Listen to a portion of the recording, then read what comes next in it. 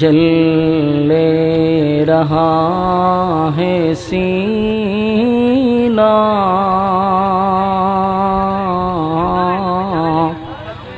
ए दवा वही मिलेंगे मुझे ले चलो मदीना बलागल आला। ভাই সাউন্ড স্টেজে সাউন্ড নাই রিভাবে মনিটরে বাড়ান সাউন্ড কম। বলাগাল আলা বিকামালিহি না এটা উসাদ করতে হালকা একটু সুনতে জমি না এটা উসা করতে হালকা একটু উসা করেন। বলাগাল আলা বিকামালিহি كشفت تجا بجماله حسنت جميع خصا হালকা একটু উড়াইতে হবে অনেক নিচে উড়াইতে হবে দেশটা আপনার মেরে দিতে পড়েন বলাগাল আলা বিকামালিহি كشفت تجا بجماله حسنت অনেক নিচে হালকা একটু উঠতে না উঠবো না বাহিরে আওয়াজ আছে ভিতরে স্টেজ আওয়াজ নাই মানে মনিটরটা তো সাউন্ড বাইরে আওয়াজ আছে বাইরে সিট চালা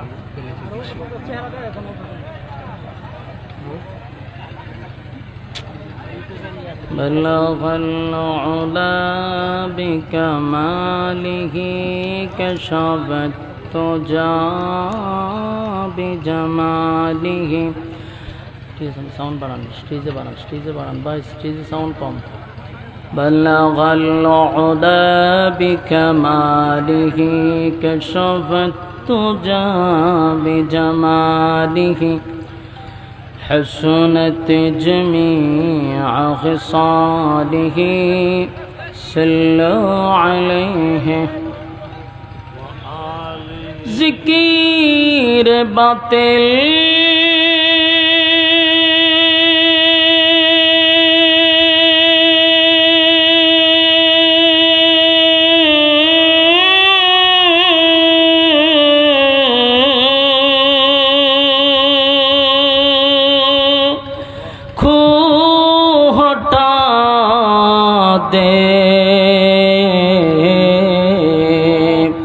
दिल से रब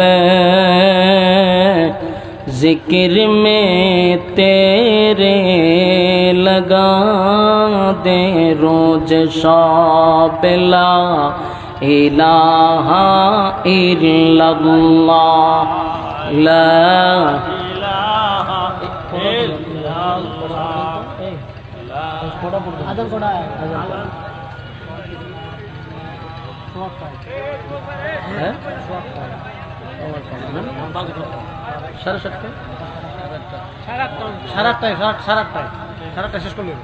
لا إله إلا الله محمد رسول الله صلى الله عليه وسلم।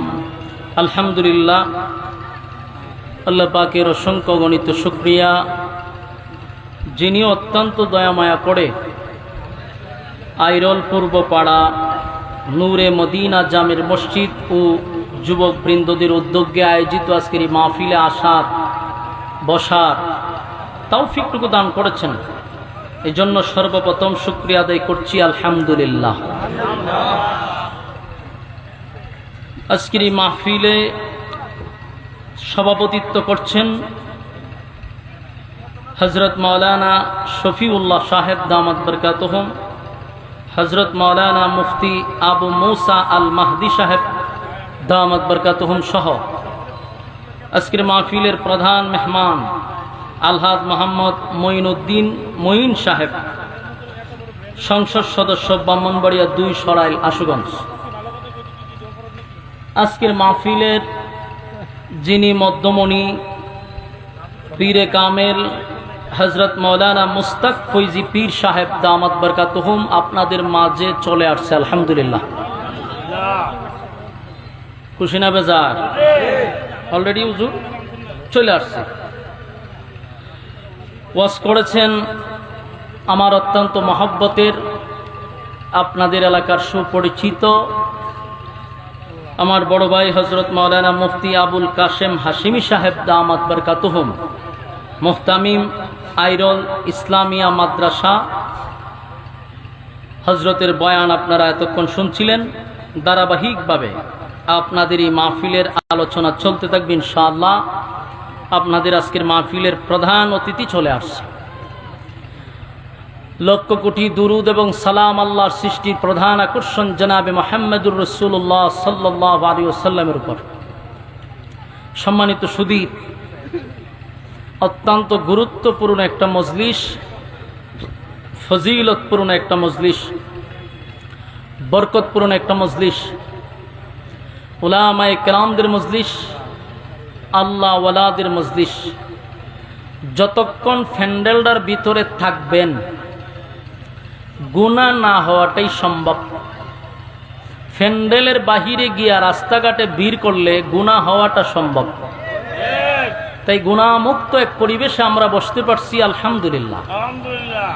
আল্লাহর রাসূল বলেন, নাজালাত আলাইহিমুস সাকিনা, যতক্ষণ তোমরা দ্বীনি মজলিসে বসা থাকবা ততক্ষণ উপর থেকে সাকিনা রহমত নাজিল হয়। আসিনি আইরলে সুবহানাল্লাহ থাকলে কইবেন। একটা বিষয় চিন্তা করার বিষয়, যেখানে বসলে সাকিনা রহমত নাজিল হবে। তো যারা মাহফিল শোনার উদ্দেশ্যে আসছেন, অনর্থক রাস্তাঘাটে দোকান পাটে সময় নষ্ট না করে বরকতি মজলিসে বসে যাই। যতক্ষণ বসা থাকবো গুনাহ হবে না, এটাই সম্ভব। আমরা এই মজলিসে এখনো যারা বসতে পারি নাই, মেহেরবানি করে আমরা বসে যাই। যতটুক দূরে আওয়াজ পৌঁছতেছে সকলের প্রতি আন্তরিক মোবারক অভিনন্দন। সম্মানিত সুধী, কোরআনের কথা শোনার জন্য প্রচণ্ড গরমের মধ্যে মৌমাছির মতো আপনারা ছুটে আসতেছেন। এটা একমাত্র লিওয়াজহিল্লাহ, আল্লাহর ভালোবাসা ছাড়া, নবীর মহব্বত ছাড়া এই প্রচণ্ড গরমে ওলামায়ে কেরামদের বক্তব্য শোনা, এটা একান্ত আল্লাহর মহব্বত আর নবীর মহব্বত ছাড়া কোনোভাবেই সম্ভব না।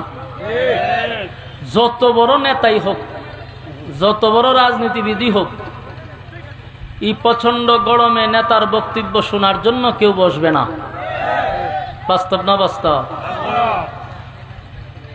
আমরা সচরাচর দেখি নেতারা বক্তব্য দিবার আগে খুব পাবলিসিটিং করে, অনেক সময় পাবলিকদেরকে টাকা পর্যন্ত দেয়। এরপরও তাদের সামনে লোক আনতে পারে না। আর এখানে আপনাদেরকে খাবারও দেওয়া হবে না, গাড়ি ভাড়াও দেওয়া হবে না। প্রচন্ড গরমে আপনারা মৌমাছির মতো বসে রয়েছেন। আল্লাহর ভালোবাসা, নবীর মহব্বত আপনাদের ভিতরে আছে, এই জন্য মৌমাছির মতো এসে বসে গেছেন। ফ্যান্ডেলের শেষ মাথা পর্যন্ত পর্যাপ্ত পরিমাণ আওয়াজ আসেনি? ঠিক আছে। সম্মানিত সুধী, কোরআন এমন একটি গ্রন্থ যা নাজিল হয়েছে ১৫০০ বছর আগে, এখনো আছে, কিয়ামত পর্যন্ত থাকবে।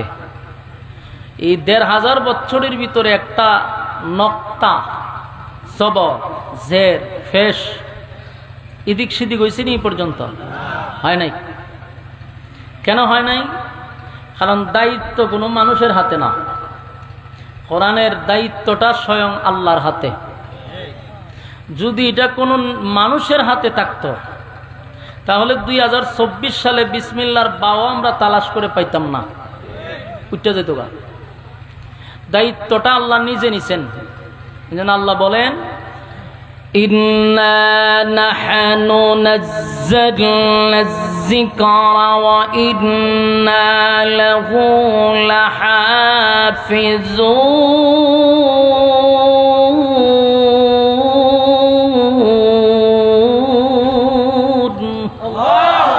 আল্লাহ বলেন, নাজিল করছি আমি, তার হেফাজতের দায়িত্ব নিছি আমি। সুবহানাল্লাহ। যদি কোনো প্রধানমন্ত্রীর এত দায়িত্ব থাকতো, কি বুঝেন ২৪ সালে কোরআন পাইতেন আপনারা? পাইতেন না কেন? এক এক সরকার আইসা বলতো যে এই আয়াতগুলির দরকার নাই, এটি উঠাইয়া দাও। তো সরকার যদি বলে উঠাইয়া দাও, রাখার ক্ষমতা কারো আসেনি? এই উঠাইয়া দাও করতে করতে 2024 সালে আমরা দেখলাম বিসমিল্লাহ যে লিখতে বা লাগে, বাও নাই, এটা উঠাই দিছে। এই জন্য আল্লাহ বলেন নাজিল করছি আমি, দায়িত্বটাও নিছি আমি। আল্লাহ দায়িত্ব নেওয়ার কারণে ১৫০০ বছর আগে যেমন নাজিল ছিল কোরআন, এখনো আছে, একটা নক্তাও লড়ছে না। সুবহানাল্লাহ, সাধারণ কথা না। এজন্য কোরআন আমাদের জন্য হেদায়েত, কোরআন আমাদের জন্য একটা নূর। কোরআনের আইন অনুযায়ী চলা আমাদের জরুরি আছে না নাই? আমি আপনাদের সামনে মহাগ্রন্থ আল কোরআনের সূরা তওবার ৮০ নম্বর আয়াত তেলাওয়াত করছি। এই ৮০ নম্বর আয়াতে আল্লাহ রাব্বুল আলামিন ১৫০০ বছর আগে কি মেসেজ আমাদেরকে দিছে এটা আমাদের বোঝা দরকার। এবং ওই ১৫০০ বছর আগের যে কথাগুলি কিয়ামত পর্যন্ত এটার হুকুম থাকবে, এই অনুযায়ী আমরা আমল করা দরকার। কোরআন এমন একটা গ্রন্থ, এটা বিশেষ কোনো প্রেক্ষাপটে নাজিল হয়েছে, কিন্তু তার হুকুমটা থাকবে কিয়ামত পর্যন্ত। আমার কথা যদি আপনারা বুঝুন তাহলে কিন্তু হ্যাঁ না বলবেন। এক্সাম্পল দিলে বুঝতে সুবিধা। পর্দার ব্যাপারে আয়াত নাজিল হয়েছে কত সনে, কত বছর আগে? ১৫০০ বছর আগে। এই পর্দার আয়াত নাজিল হয়েছে ১৫০০ বছর আগে। এখনো এই আয়াত আসেনি, এটার হুকুম আসেনি। হ্যাঁ, নামাজের ব্যাপারে আয়াত নাজিল হয়েছে ১৫০০ বছর আগে। এখনো এই হুকুম আছে না নাই? তার মানে নাজিল হয়েছে ১৫০০ বছর আগে, কিন্তু হুকুম থাকবে কিয়ামত পর্যন্ত। আমি যে আয়াতি কারিমা তেলাওয়াত করছি নাজিল হয়েছে ১৫০০ বছর আগে, কিন্তু হুকুম থাকবে কিয়ামত পর্যন্ত। এই আয়াতে আল্লাহ বলেন ইস্তাগফির লাহুম আও লা তাস্তাগফির লাহুম ইন তাস্তাগফির লাহুম ৭০ মাররাতান ফালান ইয়াগফিরাল্লাহু লাহুম যালিকা বিআন্নাহুম কাফারু বিল্লাহি ওয়া রাসূলিহি ওয়াল্লাহু লা ইয়াহদিল কওমাল ফাসিকিন। এই আয়াতে আল্লাহ বলেন যে আপনি নবী যদি, খুব খেয়াল করবেন, আল্লাহ তার নবীরে বলতেছেন আপনি নবী হয়েও যদি ৭০ বার কোনো মুনাফিকের জন্য দোয়া করেন, আমি আল্লাহ আপনার দোয়া কবুল করব না। আপনারা কিছু বুঝছেন নি? বুঝলে বইয়া দেখবেন, হা না করলে সুবিধা হয়, তাহলে আমি বুঝি যে বুঝছেন আপনারা। ১৫০০ বছর আগে আল্লাহ বলছে আপনি নবী মুনাফিকের জন্য যদি ৭০ বারও দোয়া করেন, আমি আল্লাহ আপনার দোয়াটা কবুল করব না। এখন আপনারা বুঝেনি মুনাফিক কত সাংঘাতিক ডেঞ্জারাস, মুনাফিক কত নিকৃষ্ট, যে নবী দোয়া হোক বদদোয়া হোক সাথে সাথে সেকেন্ডের ভিতরে কবুল হয়। সেই নবীকে আল্লাহ বলেন আপনি একবার কেড়ে ৭০ বার কইয়া দেখুন, আমি কবুল করতে রাজি না। কেন? ইস্তাগফির লাহুম আও লা তাস্তাগফির লাহুম ইন তাস্তাগফির লাহুম ৭০ মাররাতান ফালান ইয়াগফিরাল্লাহু লাহুম যালিকা বিআন্নাহুম কাফারু বিল্লাহি ওয়া রাসূলিহি ওয়াল্লাহু আ'লামু ওয়া রাসূলিহি। আল্লাহ বলেন যে মুনাফিক আল্লাহ এবং রাসূলের সঙ্গে, ফাসিকিন মুনাফিক আল্লাহ এবং রাসূলের সঙ্গে কুফরি করছে। এই জন্য তাদের জন্য যদি আপনি দরখাস্ত করেন, এই দরখাস্ত আমি মেনে নিব না, কবুল করব না। এখান থেকে আমরা বুঝতে পারলাম যে মুনাফিক সাধারণ কোনো লোক না, এটা ডেঞ্জারাস। আল্লাহ রাসূল বলেন ইহুদি বলো খ্রিস্টান বলো, ইসলামের যতটুকু ক্ষতি করছে এর থেকে বেশি ক্ষতিটা করছে মুনাফিক। মুনাফিক কারা? মুনাফিকের কোনো ধর্ম নাই। বলুন, মুনাফিকের কোনো ধর্ম নাই। নাস্তিকের যেমন কোনো ধর্ম নাই, মুনাফিকেরও কোনো ধর্ম নাই। মুনাফিক চিনাটা হলো সবচেয়ে কঠিন। মুনাফিক চিনা কঠিন। কেন কঠিন? কারণ যে মুনাফিক তারা তো আপনি চিনতেছেন না। এই লোকটার লেবাসের দিক দিয়ে আপনি তারে ফালাই দিতে পারবেন না, বরং কোনো কোনো সময় মুনাফিকের ফাঁকগিরি আপনি আমার থেকে বড় হয়, মুনাফিকের জুব্বা আপনি আমার থেকে বড় হয়। তার লেবাস বেশ দেখলে বোঝা যায় মক্কার ইমাম, কিন্তু ভিতরে হুদ্দা শয়তানি। বাস্তব না বাস্তব? সমাজের মানুষ আমরা মুনাফিক চিনতে ভুল করি, খালি বেশ দেখলেই বোঝা যায় না। প্রথমেই বলছি যে মুনাফিকের লেবাস মক্কার ইমামের চেয়েও বেশি দেখা যায় মাঝে মধ্যে, কিন্তু ভিতরে শয়তানি। রাসূল আরবি সাল্লাল্লাহু আলাইহি সাল্লামের যুগে জিবরাইল আলাইহিস সালাতু ওয়াস সালাম রাসূলের কাছে একটা লিস্টি দিছে। লিস্টিটার মধ্যে মুনাফিকের সিরিয়াল ছিল যে এই এরা কিন্তু মুনাফিক। এই লিস্টটি আল্লাহ ডাইরেক্ট জিবরাইলের মাধ্যমে রাসূলের কাছে পাঠাইছে। আল্লাহর রাসূল মুনাফিকের লিস্টিটার প্রথম নাম্বারে যার নামটা দেখছে, রাসূল আশ্চর্য হইছে। আশ্চর্য কেন হইছে? যার নামটা 1 নম্বরে, এই লোকটা রাসূলের পিছনে নামাজ পড়ে। কিতাব উচ্চ নাইরলবাসী খার পিছনে নামাজ পড়ে, কথা কন্যা কিতার লাগি রাসূলের পিছনে নামাজ পড়ে ব্যক্তিটা মুনাফিকের লিস্টির প্রথম নম্বরে তার নাম। বলুন তো দেখি, লোকটার লেবাস কোনো দিক দিয়ে কমতি ছিল? রাসূলের মাথায় ফাগরি, বেচারার মাথা তো ফাগরি। রাসূলের মুখে দাড়ি, বেচারার মুখেও দাড়ি। রাসূলের শরীরে জুব্বা, বেচারার শরীরেও জুব্বা। রাসূলের পকেটে মিসওয়াক, বেচারার পকেটেও মিসওয়াক। মাগোমা পুরা তো দরবেশ, কিন্তু লিস্টির প্রথম নম্বরে ব্যক্তির নাম। এখান থেকেও বোঝা গেল রাসূলের যুগে যদি রাসূলের পিছনে নামাজ পড়া মুনাফিক হয়, এখনকার যুগে আমরার সাথে চললেও মুনাফিক হওয়ার সম্ভাবনা আছে। এজন্য মুনাফিক থেকে সাবধান। জাহান্নামের সবচেয়ে নিকৃষ্ট জায়গায় মুনাফিকের স্থান হবে। ইহুদি খ্রিস্টানদের ব্যাপারে বলা হয় না, বলা হয়েছে মুনাফিকের সবচেয়ে নিকৃষ্ট জায়গায় তাদের স্থান হবে, কারণ ক্ষতিটা এরা বেশি করছে। আর মুনাফিকরা তো চিনা যায় না, এরা চলবে আপনার সাথে, বসবে আপনার সাথে, উঠবে আপনার সাথে, খাইবে আপনার সাথে, সুযোগ পাইলেই আপনাকে সাইজ করবে। সুযোগটা পাইলেই আপনার পিছন দিয়া তারা কুড়াল মারবে। এই জন্য ইসলামের যুগ যুগ থেকে মুনাফিকরা ক্ষতিটা বেশি করছে। বহুবার রাসূল মুনাফিকরে ধরছে সরাসরি, যুদ্ধের ময়দানে গিয়েও মুনাফিকরা ধরা খাইছে, হুদায়বিয়ার সন্ধিতে গিয়েও মুনাফিকরা ধরা খাইছে। তো সম্মানিত শুধু এই মুনাফিকদের ব্যাপারে আল্লাহ আয়াত নাজিল করে জানাইছে, আপনি একবার না 70 বারও যদি দোয়া করেন আমি দোয়া কবুল করব না। তো আব্দুল্লাহ ইবনে উবাই ইবনে সুলুল ছিল মুনাফিকের সর্দার, মানে লিডার। এই লোকটা ইসলামের অনেক ক্ষতি করছে, এটা সাহাবায়ে কেরামও কিছু বুঝতে পারছে যে লোকটা বেশি সুবিধার না। রাসূলও জানতো হে যে মুনাফিক, কিন্তু কারো কাছে এটা বলে নাই। সাহাবায়ে কেরামরাও বুঝতে পারছে যে হে ইসলামের দুশ্মন, কিন্তু ডাইরেক্ট মুনাফিকরে ধরা যায় না, মুনাফিকরে ধরা ছোঁয়ার বাইরে থাকে। এই লোকটা একদিন মারা যাওয়ার পরে তার সন্তানের নাম হলো আব্দুল্লাহ, রাসূলের একেবারে ঘনিষ্ঠ একজন সাহাবী, রাসূলের কলিজার টুকরা সাহাবী আব্দুল্লাহ, মানে মুনাফিকের সন্তান। রাসূলের কাছে আইসা দুঃখ প্রকাশ করলো, হুজুর আজকের দিনটা আমার মনটা বড় খারাপ। রাসূল দেখে তার চোখ দিয়া পানি পড়তেছে, তো জিজ্ঞাসা করলো তুমি কান্দো কেন? হুজুর আমার আব্বা মারা গেছে, আমার আব্বা মারা গেছে, এই জন্য আমি কান্দি। রাসূল কইতে হন আমি কি করতাম?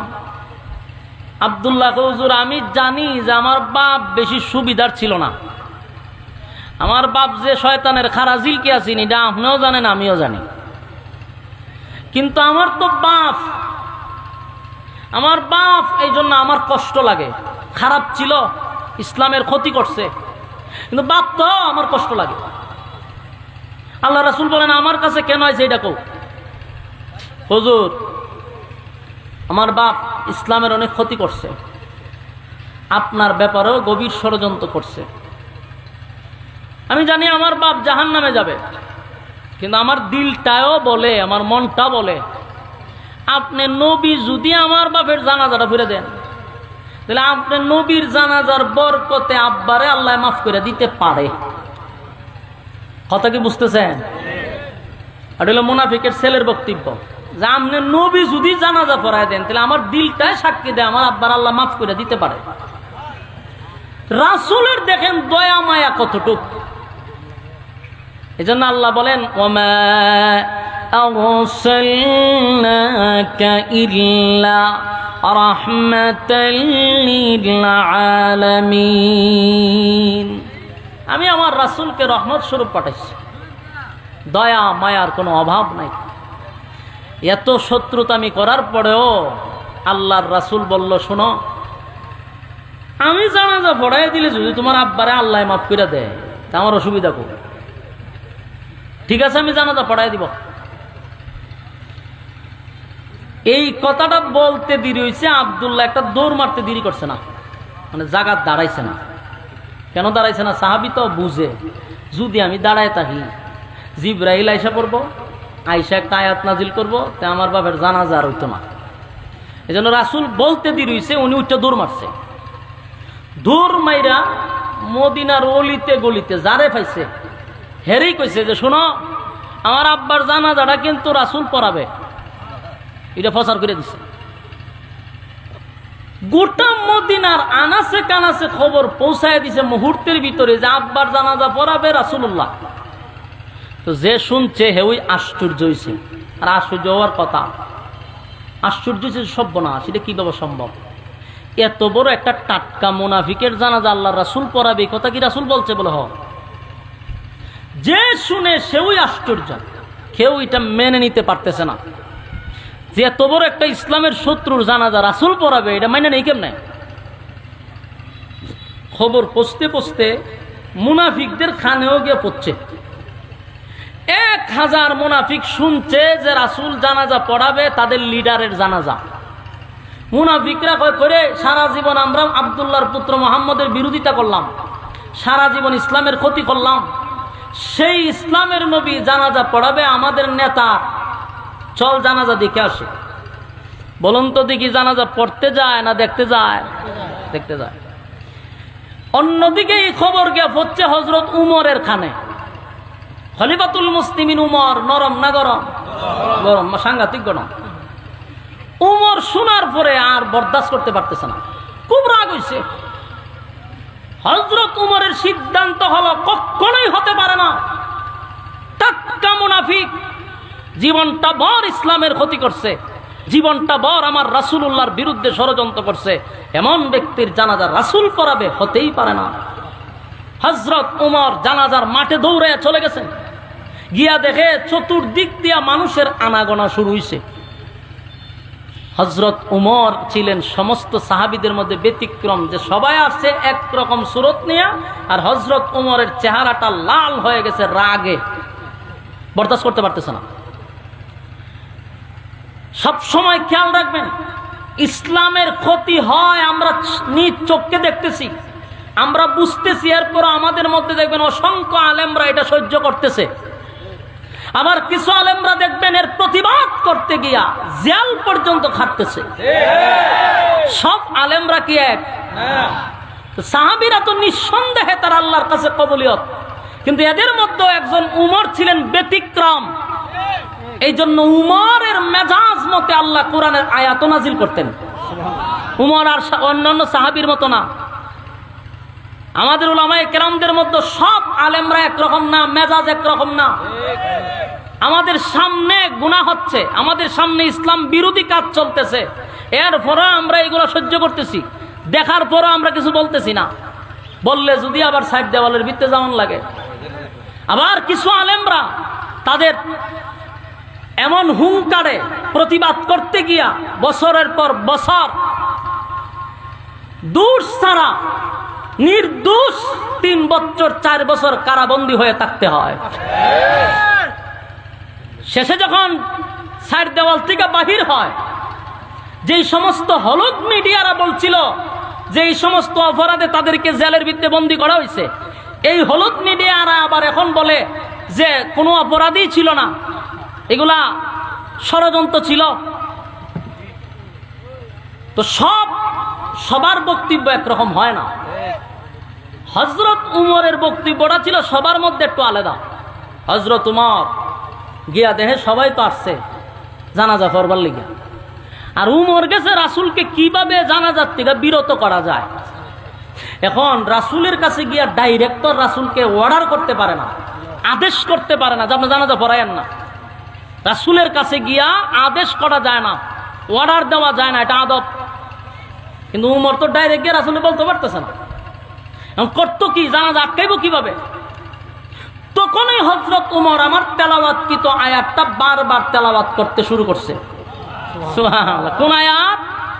সূরা তাওবার ৮০ নম্বর আয়াত। বলুন কোন আয়াত? সূরা তাওবার ৮০ নম্বর আয়াত। হযরত উমর রাসূলের চতুর্দিকে ঘুরতেছে আর এই আয়াত পড়তেছে, ইস্তাগফির লাহুম আও লা তাস্তাগফির লাহুম ইন তাস্তাগফির লাহুম ৭০ মাররাতান ফালান ইয়াগফিরাল্লাহু লাহুম ذلك بأنهم كفروا بالله ورسوله والله لا يهدي القوم الفاسقين। এই আয়াত ঘুরতেছে আর পড়তেছে। সুবহানাল্লাহ। বারবার খলিফাতুল মুসলিমিন উমর যখন রাসূলের চতুর্দিকে ঘুরে আর আয়াতগুলি পড়তেছিল, আল্লাহর নবীর বুঝার আর বাকি নাই। নবীজি বুঝতে পারছে ওমর বারবার আমার চতুর্দিকে ঘুরে আর আয়াতগুলি কেন পড়তেছে। আল্লাহর নবীর চতুর্দিকে ঘুরে আর জুড়ে জুড়ে জুড়ে জুড়ে জুড়ে জুড়ে ইস্তাগফির লাহুম আও লা তাস্তাগফির লাহুম ইন তাস্তাগফির লাহুম ৭০ মাররাতান ফালান ইয়াগফিরাল্লাহু লাহুম ذلك بأنهم كفروا بالله ورسوله والله لا يهدي القوم الفاسقين। আয়াত কারিমা হযরত উমর রাসূলের চতুর্দিকে ঘুরে আর এই আয়াতগুলি যখন পড়তেছিল, আল্লাহর নবী বুঝতে পেরে বলেন, ওমর রে, এই আয়াত তুমি আমার কান পর্যন্ত বারবার বারবার কেন পড়তেছ? এই আয়াতের মধ্যে আল্লাহ স্পষ্ট বলে দিল, আমি নবী যদি মুনাফিকের জন্য একবার নয় গো ৭০ বার যদি আমি মুনাফিকের জন্য দোয়া করি, আমার আল্লাহ আমারে ঘোষণা দিল ৭০ বার দোয়া করলেও মালিক আমার দোয়া মুনাফিকের জন্য কবুল করবে না। বুঝতে পারছি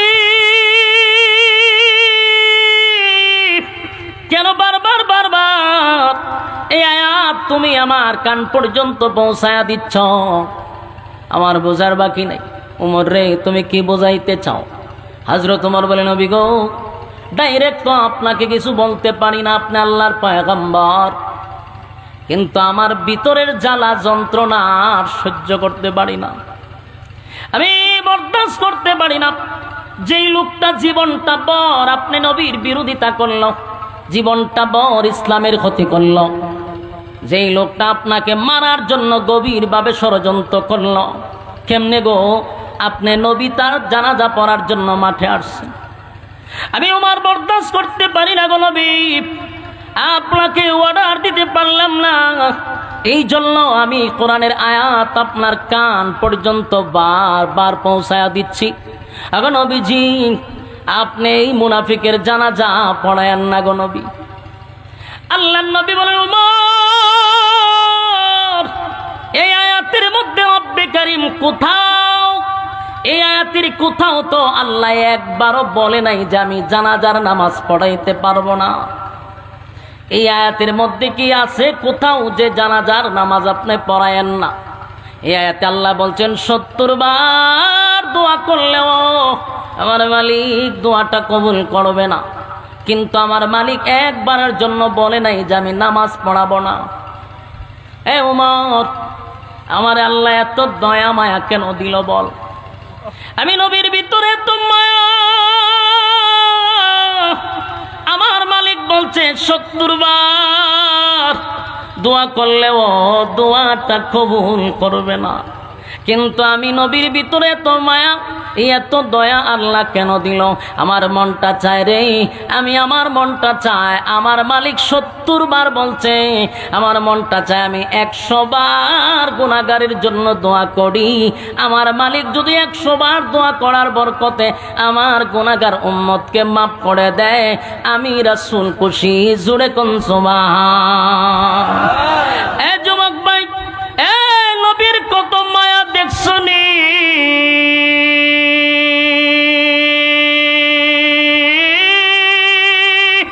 আল্লাহ রাব্বুল আলামিন 70 বার বলছে দোয়া করলে কবুল হবে না। পয়গম্বর বলে আমার মনটা চায় 70 বার নয় গো, আমার মালিক যদি 100 বার দোয়া করলে কবুল করে, আমি রাসূল আমার উম্মতের জন্য 100 বার দোয়া করতে রাজি। হযরত ওমর চিন্তা করলো কোনো লাভ হবে না, কারণ আয়াতের কোথাও তো নামাজের নিষেধের কথা বলে নাই। নবীর সিদ্ধান্তটাই চূড়ান্ত হবে। কিন্তু ওমরের মনের মধ্যে বড় কষ্ট। ওমর বরদাস্ত করতে পারে না, সহ্য করতে পারতেছে না। কারণ ওমর তো জানে টাটকা মুনাফিক, আইরে আমার নবীর বিরুদ্ধে কত না ষড়যন্ত্র করল। এই লোকটা না ইসলামের 12টা বাজাইল, এখন কেমনে গো আমার নবী তার জানাজা পড়াবে? কোনোভাবেই বরদাস্ত করতে পারে না। যুবক ভাই, এই জন্য উমরের বিষয়টা ব্যতিক্রম।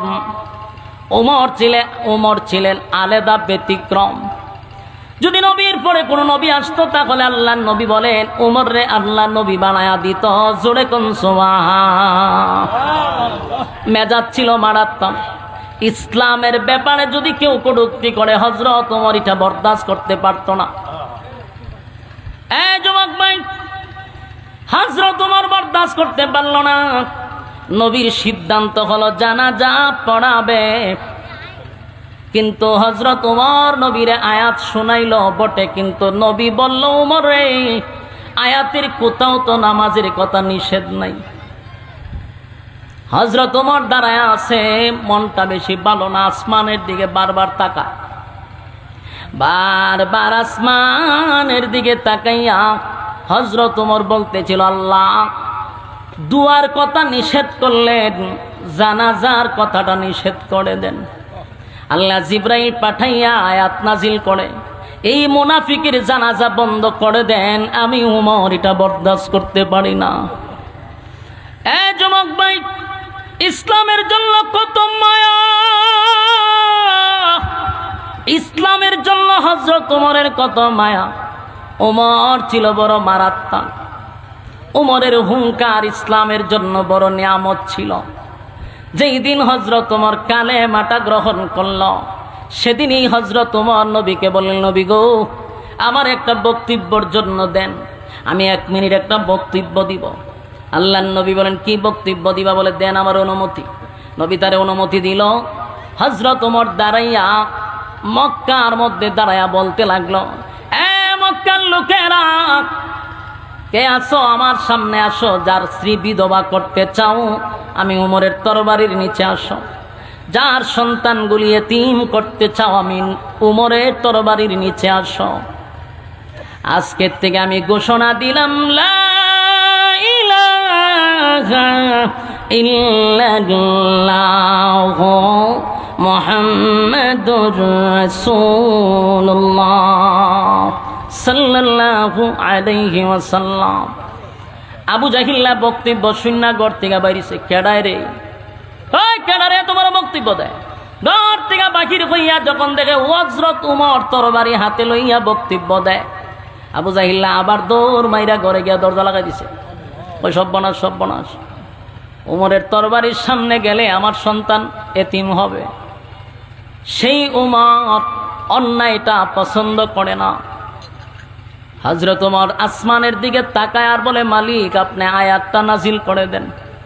দোয়া নিষেধ করছেন, এবার নামাজটাও বন্ধ করে দেন গো। আল্লাহর নবী নামাজের জন্য প্রস্তুতি নিবে এমন সময় নবী আব্দুল্লাহ ইবনে উবাই ইবনে সুলুল এত বড় মুনাফিকের সামনে গিয়া নবী দাঁড়াইয়া নবীজির জবান মোবারক থেকে একটু তুতু লাগাইছে। তুতুটা নিয়া আব্দুল্লাহ ইবনে উবাই ইবনে সলুলের মুখে লাগায়া দিছে। সুবহানাল্লাহ বাড়িত গিয়া এত বড় মুনাফিকের মুখে নবীর তুতু লাগাইছে। সমস্ত সাহাবীরা অবাক। আল্লাহর নবী বলেন, আব্দুল্লাহ রে, আমি নবীর মুখের তুতু তোর আব্বার মুখে লাগাইছি কেন জানোস? তোর আব্বারে যেন আমি নবীর মুখের তুতুর বরকতে আল্লাহ মাফ করে দেয়। আইরলবাসী কথাগুলি দিলের কান লাগায় শুনেন। এখান থেকে আমাদের শিকার আছে, বুঝার আছে। আমি আপনাদেরকে একটা পর্যায়ে নিয়ে প্রশ্ন করব, তখন আপনারা উত্তর দিবেন। সামনে প্রশ্ন আসতেছে। এই ঘটনার থেকে বুঝার আছে, শিকার আছে। জীবনের সবচেয়ে বড় গুরুত্বপূর্ণ কথা মনোযোগ দিয়া শুনেন। নবীজির মুখের তুতু দাম আছে না নাই? নবীর মুখের তুতু লাগায়া দিল আব্দুল্লাহ ইবনে উবাই ইবনে সলুল মুনাফিকের মুখে। লাগায়া বলেন, আল্লাহ যেন তুতুর বরকতে মাফ করে দেয়। সমস্ত সাহাবীরা অবাক হয়ে গেল। হযরত ওমর বরদাস্ত করতে পারতেছে না। নবীর যত মায়াই দেখা, ওমর কিন্তু খুশি না। ওমরের রাগে লাল হয়। কিছুক্ষণ পরে আল্লাহর হাবিব নিজের জুব্বাটা খুলছে, কইলা মুনাফিকরে কাপন স্বরূপ পড়ায়া দিছে। সুবহানাল্লাহ বাড়িত গিয়া এ যুবক ভাই, এ নবীর জুব্বার কত দাম,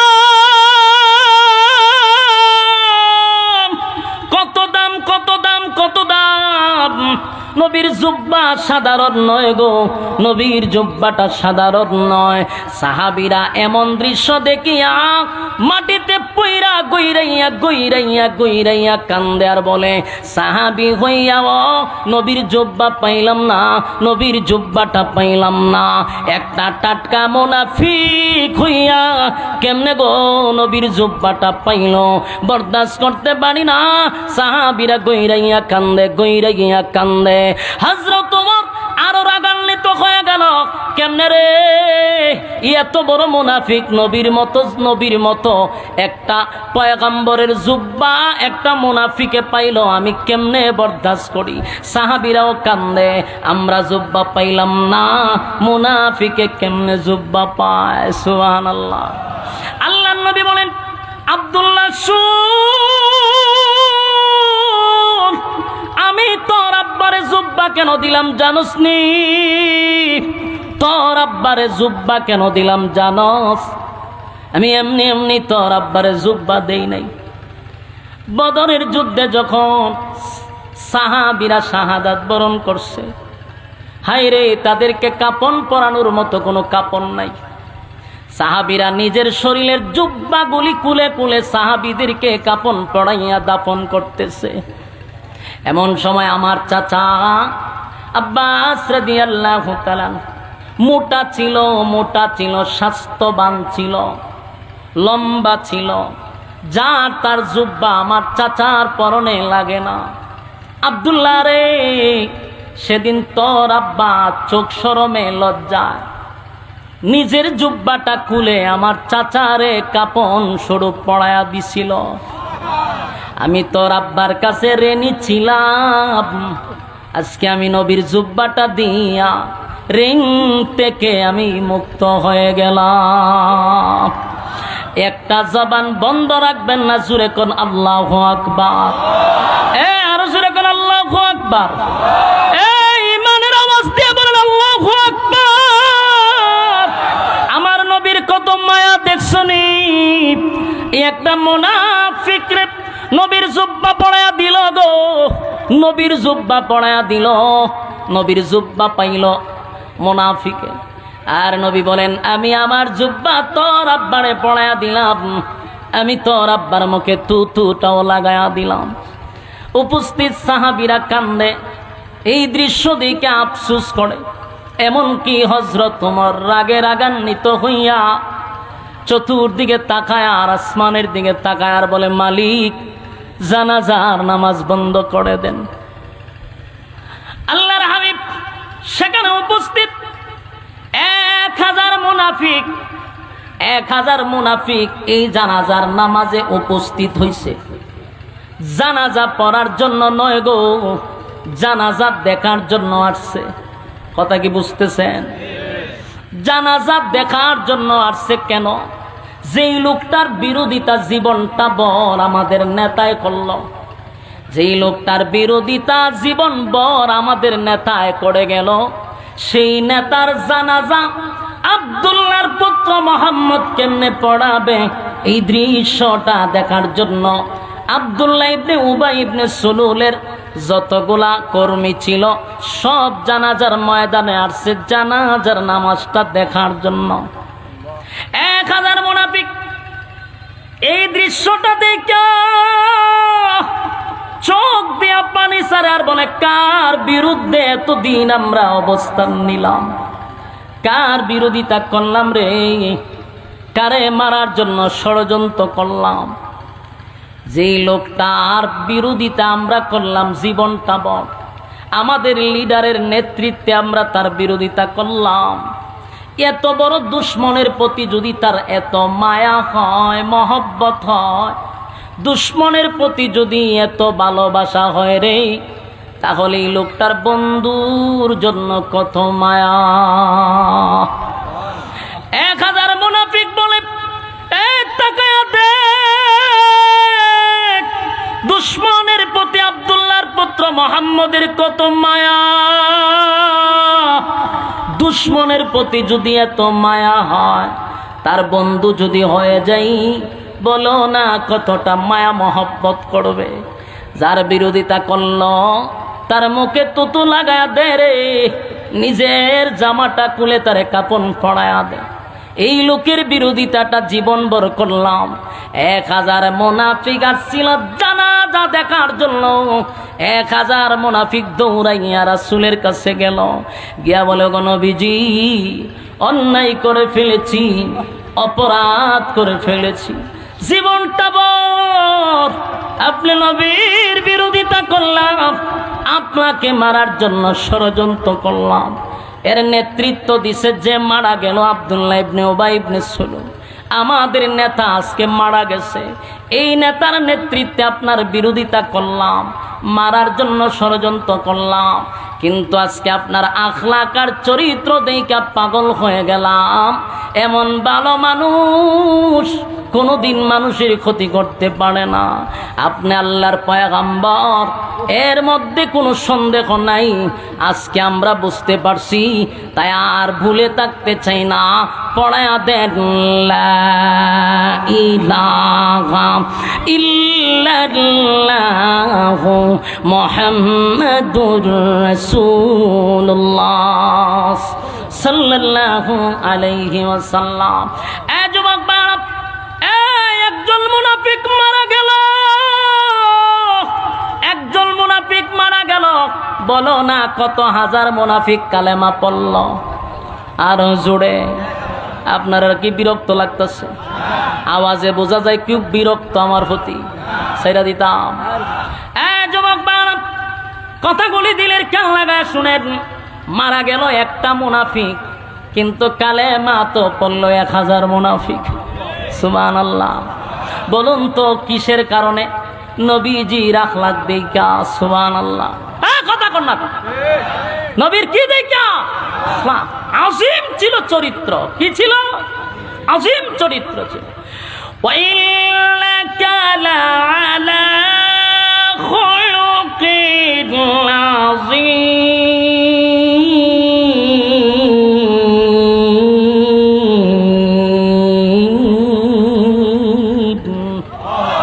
আজিম চরিত্র। নবীর চরিত্র দেখা 1000 মুনাফিক কালেমা পড়ছে। কথা বল না দি? আর তোমার আর আমার চরিত্র দেখা মানুষ আরো খারাপ শয়তান হয়। বাস্তব না বাস্তব? আফসোস, নবীর তরিকা অনুযায়ী আমরা যারা চলি, আমরা বুঝা দরকার নবীর শুধু আখলাক আর চরিত্র দেখা 1000 বেঈমান কালেমা পড়ছে। কথা কয় না দি? আমরা যারা নবীর আদর্শ অনুযায়ী চলতে চাই, আমাদের চরিত্র ঠিক করা দরকার। কথা হয় না দি? আজকে আমাদের আখলাক দেখলে ইসলাহ না হইয়া আরো ইসলাম হয় মানুষ না, কষ্ট পাইতেছ? বাস্তবতার দিকে বলতেছি। আমার বাড়ি হবিগঞ্জে, তেলিয়াভার আমার বাড়ি, আর আপনার বাড়ি মনে করুন আইডল না, আইডল এটা আইডল, মানে আমার বাড়ি কোনো তেলিয়াপাড়া। মানে আমি যদি কোনো ভুল করে থাকি, আপনি আইডল বইয়া আমার বিরুদ্ধে বক্তব্য দিয়ে আমার বালা করতে পারবে? কথা কইনা দি। আপনার ভিতরে যদি উম্মতের প্রতি এত দরদই থাকে, উম্মতের প্রতি এত মায়াওই থাকে, আপনার উচিত আইডল থেকে আমার কাছে যাওয়া। আমার কথাটা আপনারা একটু মনোযোগ দিয়ে শুনেন। আমি জানি বিরুদ্ধে আছে অনেক, কিন্তু বালিশের সঙ্গে মাথা লাগায় কথাগুলো একটু অ্যানালাইজ করেন। আপনার যদি উম্মতের প্রতি মায়া মহব্বত থাকে, তাহলে আইরল না তাইকে আপনি যাইবেন তেল্লাবাড়া গিয়ে আমারে বুঝাইবেন যে আমি ভাই উম্মতের দরদি, আপনারা আমি ইসলাহ করতে আসছি। কিন্তু আপনার বাড়ি আইরল, আমার 14 গোষ্ঠী আপনি কেন বই উদ্ধার করতেছেন সোশ্যাল মিডিয়ার সামনে? এটা যখন আমার কাছে যাইবে আমি দেখবার, তখন আপনার প্রতি আমার ভক্ত শ্রদ্ধা বাড়বে না কমবে? কারণ আপনার উদ্দেশ্য তো আমার ইসলাহ করার না, আপনার উদ্দেশ্য হইল সবসময় আপনি আলোচনায় থাকতে চান। আপনি যখন দেখেন আপনার আর কোনো টপিক নাই, আপনি যখন দেখেন আপনার আলোচনার আর কোনো সূত্র নাই, তখন করতেন কি? একটা না একটা কথা বললে তো আপনি ট্রেন্ডিংয়ে থাকতেইব। তখন আপনি মানুষের দোষগুলা টান্না টান্না না বিভিন্ন মঞ্চে বৈশা ওই 100 কিলোমিটার দূরের বিরুদ্ধে আপনি লাগাই দিচ্ছেন। এর দ্বারা ইসলাহ হয় না, বরং পিছলা হয়। এটা উম্মতের প্রতি আপনার দরদ না, উম্মতের প্রতি আপনার দরদ নয়। এগুলা কতদিন আর চলবে? এবার বন্ধ হওয়া দরকার। কথা কন, বন্ধ হওয়া দরকার। রাসূলের উম্মতের প্রতি যদি আপনার দরদ থাকে, মায়া থাকে, মহব্বত থাকে, তাহলে আপনি আমার কাছে যাইবেন, আমি আপনার কাছে যাব। যদি আমার উদ্দেশ্য থাকে ভালো, আর আমার উদ্দেশ্য হইলে আমি সব সময় একটা আলোচনায় থাকতে চাই, তাহলে তো আমার যে কোনো একটা টপিক টুকায় বাইর করতে হইব, যে আমার আলোচনা থাকতে হইব। তাহলে আপনার উদ্দেশ্য ভালো না, আপনার উদ্দেশ্য বড় খারাপ। সম্মানিত শুধু রাসূলের মায়া আর মহব্বত দেখেন উম্মতের প্রতি, যার আদর্শ দেখে 1000 মুনাফিক কালেমা পড়ছে। আর আমরা কটা দিন ধরে সোশ্যাল মিডিয়ায় দেখতেছি না অবস্থা। এর দ্বারা আলেমদের কাছ থেকে মানুষ অনেক দূরে চলে যাচ্ছে। আমি আফসোস করি ভাই, আস্তে আস্তে এমন একটা সময় আসবে মানুষ উলামায়ে কেরামদেরকে আর ইজ্জত করবে না। কারণ আমরা গুতাগুতি, আমাদের মধ্যে যে গুতাগুতি শুরু হয়েছে, 2 দিন পরে আমাদের কাছে দোয়ার লেগে যাইতে হইব। তখন তো আমরার কাছে আয়ে কিছুদিন পরে আমরা গিয়ে যে ভাই সাহেব আমরা দোয়া করি, আমরা লক্ষণ বেশি বালা না। ফান থেকে চুন ফললো এ খামড়াই দিলায় কে রে ভাই? তোমার ভিতরে যদি দরদ থাকে তুমি পার্সোনাল নাম্বারে ফোন দেও। গত কিছুদিন ধরে দেখতেছি আমার একটা সঙ্গীত এখনো বাইরিছে না, এখনো এটা রিলিজই হয় নাই, যা শুধু আমি রেকর্ড করতাম গেলাম। এটা 30 সেকেন্ডের ভিডিওটা সারা হয়েছে, এটা নিয়েও সমালোচনা শুরু করে দিছে, এখনো রিলিজই হয়েছে না। কেন? তোমার আর অন্য কোনো আলোচনা নাই? সারাটা দিন বইয়া খালি খার কোনানো দোষ আছে, এটি বইয়ে বইয়ে নোট করে ডায়েরিতে। এরপরে এই নোটটা দেয় মিডিয়ার কাছে যে তুই কিন্তু সময় মতে আমার কাগজটা ধরাই দিস, কারণ আমার কিন্তু এখন আলোচনা থাকতে পারতাছি না, কারণ বড় বড় বাংলার বাগরা বাইরিছে, এখন আমার খাওয়া নাই, আমার মার্কেটে খাওয়াই তুইব। আর খাওয়াইতে গেলে আমার কাছে কাগজ দিস, আমি কিছু আলোচনা থাকতেইব, কারণ ভাইরাল ব্যক্তিদের ব্যাপারে যদি কথা না বলি আমি তো ভাইরাল হইতাম না। এই মন মানসিকতার থেকে বাইরে আসতে হবে, এই কুরুচিপূর্ণ মন মানসিকতার থেকে বেরিয়ে আসতে হবে। ইজ্জতের জায়গায় আছেন, ইজ্জতের জায়গায় থাকেন। একটা সময় মানুষ মাথা, বাংলাদেশের মানুষ যত চিনেন, সম্মান দিতে দিতে আসমানও তুলে আবার জুতা দা ফিডায় আপনি সালামায়। এটা বাংলাদেশ, কথা কই না দি?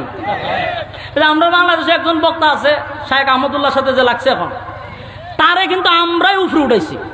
এখন আমরা এবার নিচে লামাইতেছি, কেড়ে কত আবেগ কেড়ে আপনারা উড়াইবার সময় স্মরণ থাকে না, লামাইবার সময় আপনারা স্মরণ থাকে না। এগুলো হইল গিয়া বাউতাবাদী ছাড়া কিছু না। একটা ফেসবুকে কিন্তু নাস্তিকরাও থাকে, রামবামরাও থাকে, খালি আলেমরা থাকে না। আমরা যে খামরা খামরি শুরু করছি, ফলাফল কিন্তু ভালো হবে না। আমার ক্ষুদ্র জ্ঞান থেকে বলি, একজনকে রাহবার মেনে বাংলাদেশের রাস্তা আমরা চলবো, যারে রাহবার মাইনা কথা কোন ঠিক কিনা? এখন যেহেতু বাংলার বাঘ ফিরে আসছে, আমরা তারে রাহবার হিসেবে মানি, অসুবিধা কি? একজনের নেতৃত্বে চলেন, গুতাগুতি বাদ দেন, বাদ দিয়া চলেন সামনের দিকে, আমাদেরকে টেকাইবার মতো কেউ থাকবে না। আর যেইভাবে খামরা খামরি শুরু হয়েছে, আমরা ফতনও বেশি সময় না। আল্লাহ আমাদের হেফাজত করুক, আমিন। সম্মানিত সুধী, রাসূল সাল্লাল্লাহু আলাইহি সাল্লামের শুধু আখলাক আর চরিত্র দিকা 1000 মুনাফিক ছিল তামসা দেখবার লাগিয়া, তামসা দিকা কালেমা বের হইছে। সুবহানাল্লাহ, এলা আদর্শ, রাসূলের আদর্শ ছিল এটা। তো এখন মুনাফিকরা কালেমা পড়ছে, তেমন সবাই খুশি না? কথা কই না দি? জানাজার মাঠে সবাই খুশি, কয় হাই সব নাই 1000 মুনাফিক কালেমা পড়ছে, সবাই খুশি। কিন্তু একজন মানুষ আরো রাগে রাগান্বিত হইছে, উনি হলেন হযরত ওমর। উনি রাগ হইল কেন? উনার রাগটা আরো বাড়ছে। কেন বাড়ছে? যে এতক্ষণ রাসূল আমাকে বলছে যে আয়াতের মধ্যে আল্লাহ বলছে শুধু দোয়া নিষেধ করছে, কিন্তু জানাজার কথা তো নিষেধ করে নাই। কিন্তু রাসূল তখন স্পষ্ট হয়ে গেছে, যার কর্মীরা নিজেই বলছে যে হে আমাদের নেতা ছিল, যার কর্মীরা কি বলছে, সে আমাদের নেতা ছিল, তার নেতৃত্বে আপনার বিরোধিতা করছে, ইসলামের 12টা বাজাইছে। তো রাসূল তখন ক্লিয়ার হয়েছে। কথা হয় না দি? এখন কেন জানাজা পড়াবে? কথাটা বুঝতেছেন না? হযরত ওমরের যুক্তি আছে না নাই? এখন তো রাসূল বুঝতে পারছে যে সে টাটকা মুনাফিক, কারণ তার কর্মীরা বলতে তার নেতৃত্বে আমরা ইসলামের ক্ষতি করছি। এখন কেন আবার রাসূল জানাজা পড়াবে? হযরত ওমরের রাগ কমছে না। উমর বারবার আসমানের দিকে তাকায়, আল্লাহ আল্লাহ, তাড়াতাড়ি আয়াত পড়াই দেন। আর রাসূলের সিদ্ধান্ত হলো জানাজা আমি পড়াবো। রাসূল জানাজা পড়াইবার লেগে জানাজার মুসল্লায় চলে গেছে। এমন কি রাসূল জানাজা পড়াইও লাইছে। কথা বুঝতেছেন? জানাজা শেষ, সবাই খুশি, উমরের মনে অনেক কষ্ট, মনের কষ্ট নিয়ে বসে রয়েছে। কিছুক্ষণ পরে রাসূল হযরত উমর তাকায়া দেখে আল্লাহর রাসূল জানাজা শেষ হয়েছে, ভালো কথা। এখন লাশের পিছনে পিছনে রাসূল হাইটা কবরস্থানে যাইতেছে। এটা দেখতে উমরের মেজাজ আরো গরম হয়েছে। উমরের কত হইলো, জানাজা আপনি পড়াইছেন তো শেষ, তখন আবার গুরুস্থানে যান কেন? নিশ্চয়ই আপনার জন্য দোয়া করবেন। তাহলে এই আয়াত তো জ্ঞান আছে, ইস্তাগফির লাহুম আও লা তাস্তাগফির লাহুম ইন তাস্তাগফির লাহুম 70 মাররাতান ফালান ইয়াগফিরাল্লাহু লাহুম যালিকা বিআন্নাহুম কাফারু বিল্লাহি ওয়া রাসূলিহি ওয়াল্লাহু আ'লামু। এই রাসূলি ইগান পর্যন্ত আল্লাহ বলছেন যে আপনি নবী যদি ইস্তাগফির লাহুম আও লা তাস্তাগফির লাহুম, আপনি নবী যদি 70 বারের দোয়া করেন, আমি মুনাফিকের জন্য দোয়া কবুল করব না। তাহলে এখন উমরের কত হইল, দোয়ার কথা না? আপনি বলছেন যে দোয়ার কথা আছে, নামাজের কথা নাই। কবরস্থানে যেহেতু আপনি যাইতেছেন, তাহলে নিশ্চয়ই আপনি দোয়া করবেন। কথা হয় না?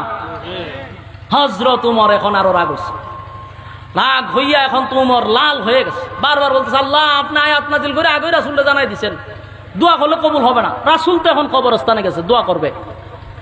হযরত উমর পেরেশান। রাসূল সাল্লাল্লাহু আলাইহি সাল্লাম যখন মুনাফিকের দাফন কাফন হইল, এবার রাসূল 2 হাত উত্তোলন করবে মুনাফিকের জন্য দোয়া করার জন্য। এমনি জিবরাইল আয়া হাজির। সুবহানাল্লাহ, কার জোরে কোন? জিবরাইল আয়া হাজির হয়ে। জিবরাইল বলেন আগে নবীজি দোয়াটা করেন, পরে আগে শুনেন আয়াত নাজিল হয়ে গেছে। সুবহানাল্লাহ, আপনি দোয়া করবেন না, আপনার উমরের সিদ্ধান্তটাকে আল্লাহ পছন্দ করছে। কার সিদ্ধান্ত? উমরের সিদ্ধান্ত আল্লাহ পছন্দ করছে। উমরের মেজাজ মতে আল্লাহ কোরআনের আয়াত নাজিল করছে। সুবহানাল্লাহ। এইজন্য উমরকে বলা হয় মেজাজে ওহী। সুবহানাল্লাহ, যার মর্জি মেজাজ মতো কোরআনে প্রায় 21 জায়গা আল্লাহ আয়াত নাজিল করছে। কি বুঝলেন? এই যুবক ভাই, জিবরাইল আলাইহিস সালাতু ওয়াস সালাম এসে বলেন নবী গো দোয়া করবেন, পড়ে শুনেন আয়াত নাজিল হয়ে গেছে।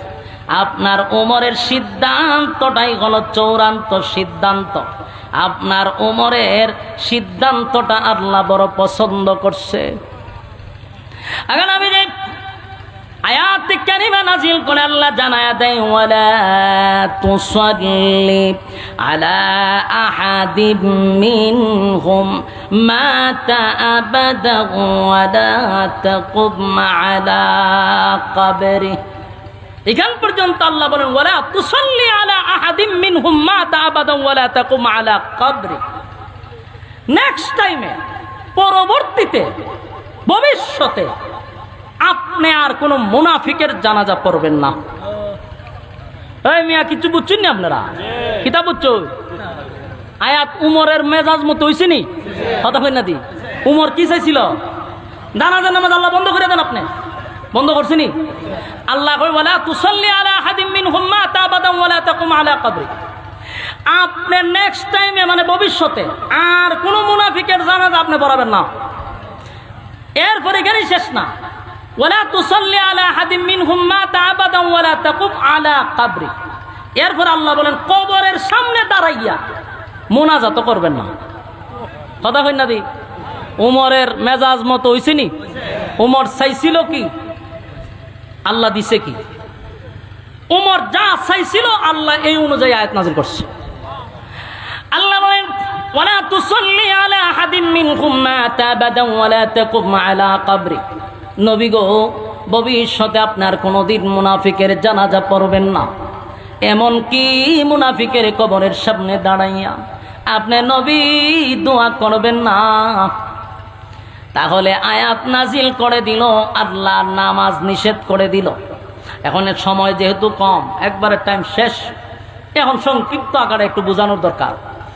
আয়াত তো নাজিল হয়ে গেল, কিন্তু প্রশ্ন একটা থেকেই গেল, আয়াতটা যে নাজিল হয়েছে এটা কিন্তু মুনাফিকের জানাজা পড়ার পরে নাজিল হয়েছে। কথা হয় না দি? এই আয়াতটা যদি জানাজার আগে নাজিল হইতো তাহলে মুনাফিকের জানাজা আর পড়ানো হতো না। কথা হয় না দি? কিন্তু আয়াতটা কখন নাজিল হলো? মুনাফিকের জানাজা কমপ্লিট হয়ে গেল, আল্লাহ রাব্বুল আলামিন তখন আয়াতটাও নাজিল করলো।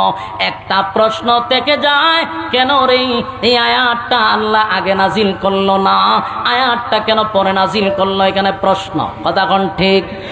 এই প্রশ্নের জবাব মুফাসসিরিনে কেরাম উল্লেখ করেছেন যে কেন আল্লাহ পরে নাজিল করলেন, আগে কেন নাজিল করলেন না।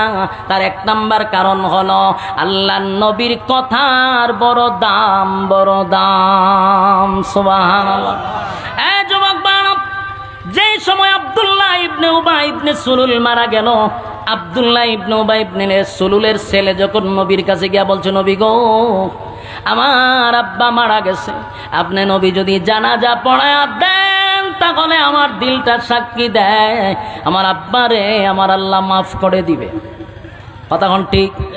এই আদাসিনী রাসূল কি বলছে? আমি জানাজা পড়ায়া দিলে যদি তোমার আব্বারে আমার আল্লাহ মাফ করে দেয় তাহলে আমি জানাজা পড়ায়া দিব। কথা কোন? জানাজা পড়ায়া দিব।